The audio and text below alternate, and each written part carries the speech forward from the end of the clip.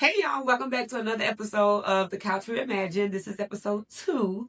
And we're going to talk about something today that I think is important because I see a lot of people talk about the fears around this. So my question to you this episode is, are you willing to fail?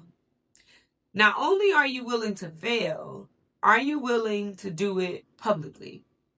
So many of us struggle with embarrassing ourselves or sitting with shame, especially when it comes to our profession.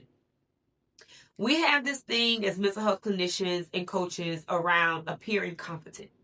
We want to appear competent no matter what. We want to appear that we know all things all the time.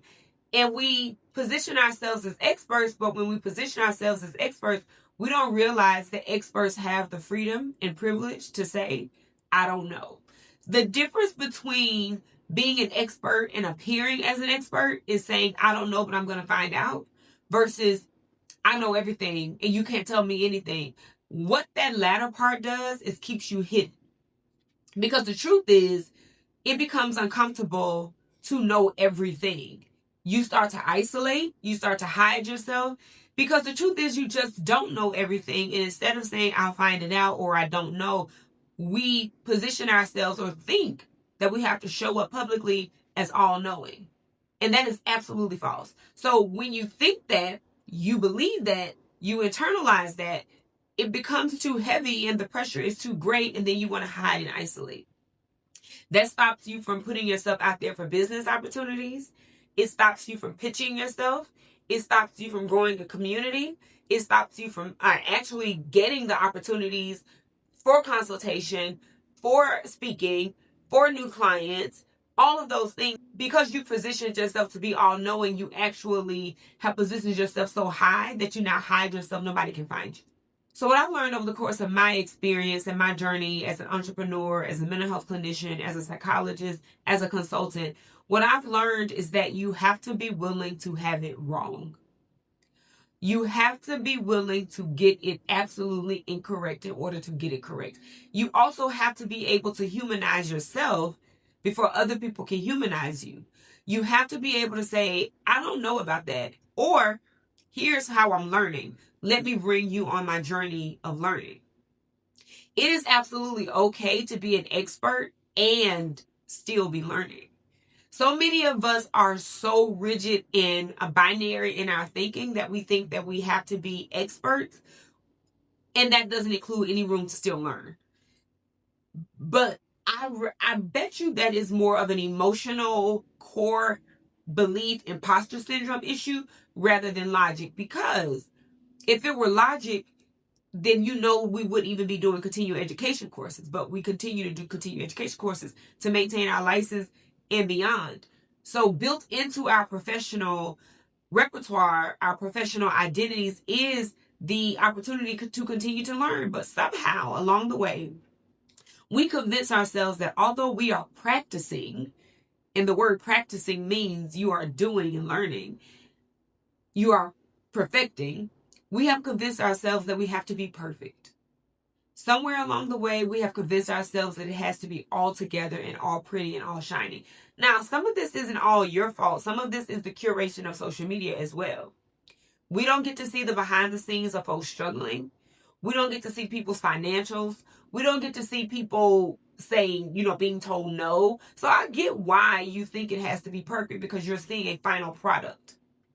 But understand that underneath a lot of final products are struggles, no's, failures, people who have missed the mark. And in order to be let me back up and let me say this. Underneath all of that, you have to realize that there's a person who's a human behind the curated product that you see. They are inevitably going to make mistakes. We also have to understand that social media, websites, they are finished products meant to send and convey a message of perfection. That's not the entire process. So you have to allow yourself to be able to be human as well, to go through those same processes. Your finished product also is not going to look like or have to look like everybody else's finished product. Sometimes it is going to be a practice of showing up until you get it right. It is okay to position yourself as authority and still be figuring it out.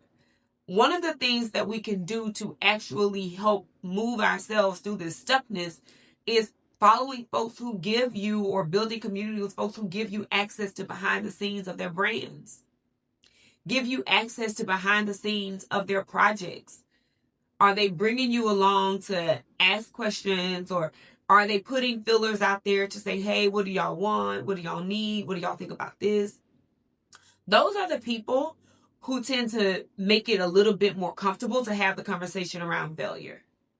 I myself have gone through so many iterations of what I wanted to do.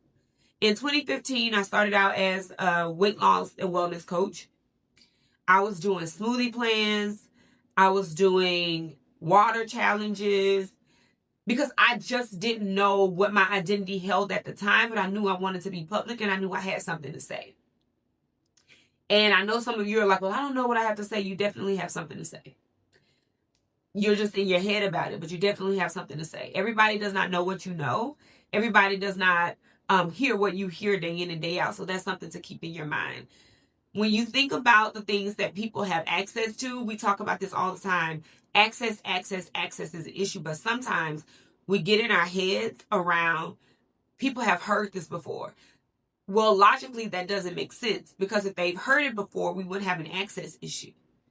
So many people are struggling to just get their hands on some bit of information that you have, and that is still helpful to them. So I would do smoothie challenges where people would receive a plan for what smoothies to make every day. Sure, they could have went to Google, but they wanted it from me because they wanted access to the human behind the recipe. I did water challenges. I mean, sure, people can get their 8 glasses of water, but they wanted to do it within a community that I had curated, right? So these are the things that you can think about. And then as time went on, that no longer fit my identity.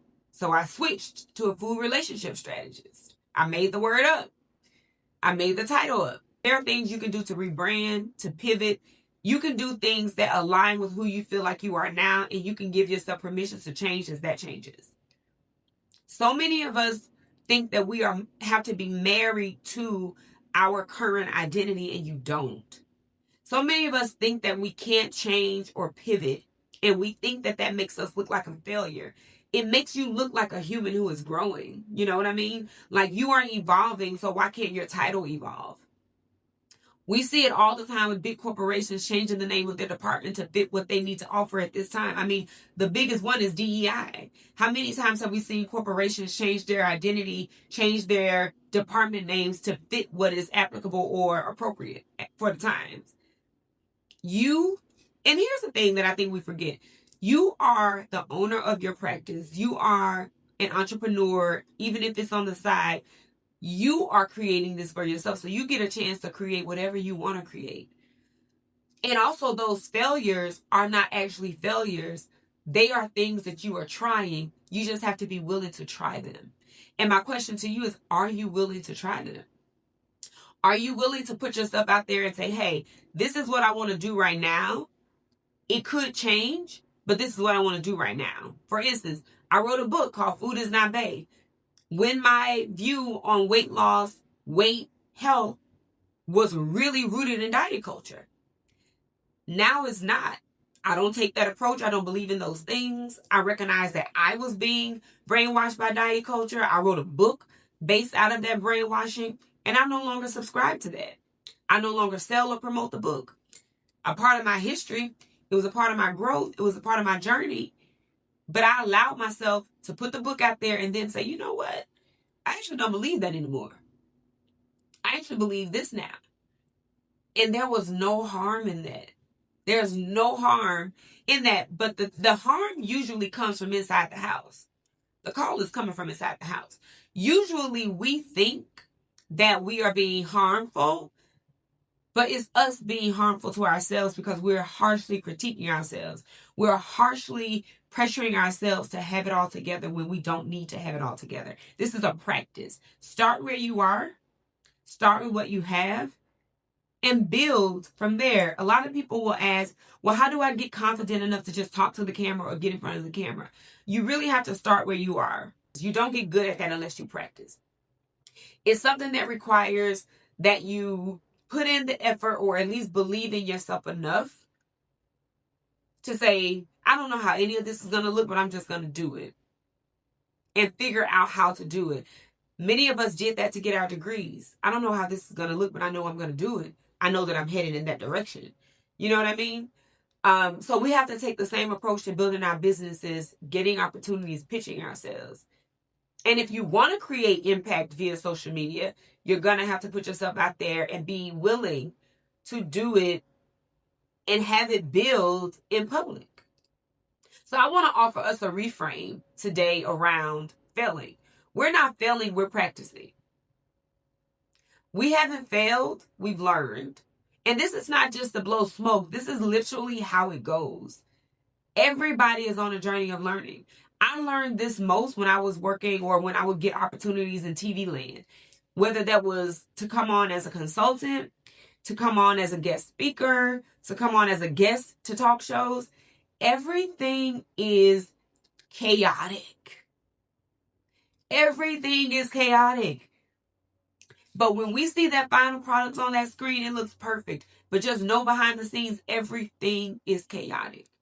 So that gave me permission for my process to be chaotic as well. I don't have to have it all together. And that is so liberating and so freeing. And once you free yourself from this idea that you have to have it all together, you will find that you have a lot more confidence and a lot more creativity. The idea that you have to have it all together really locks and blocks your creativity.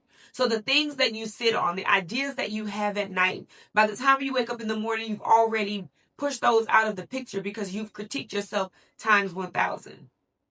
So my challenge for you during this episode is reframe failure. You're practicing, you're learning, you're gauging, you're pivoting, because those things are all true, right? Give yourself space to learn in public. We always talk about taking up space, but are we really taking up space? Or are we hiding and just saying what looks good? Are we performing? So that's what I got for you for today's episode. Let me know if y'all want to hear more about this. I'm pretty sure we can talk at length about this conversation of failing in public. So maybe this is a part 1 to many conversations about failing in public. But let me know how y'all feel about this, if it resonates with you, and we'll be back with more. But thank y'all so much for tuning in. This is the Couch Reimagine. Talk to y'all later.